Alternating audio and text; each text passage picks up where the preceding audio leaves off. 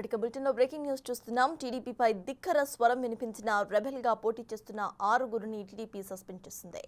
6కు నియోజకవర్గానికి చెందిన సివేరి అబ్రహాం, విజయనగరానికి చెందిన మీసాల గీత, అమలాపురం నియోజకవర్గానికి చెందిన పరకూట శ్యామ్ కుమార్, పోలవరానికి చెందిన సూర్య చంద్రరావుపై సస్పెన్షన్ వేటును వేసింది. వారితో పాటు ఉండి నియోజకవర్గానికి చెందిన శివరామరాజు, సత్యవేడు నియోజకవర్గానికి చెందిన జెడ్డా రాజశేఖర్లను టీడీపీ అధిష్టానం పార్టీ నుంచి సస్పెండ్ చేస్తూ నిర్ణయం తీసుకుంది.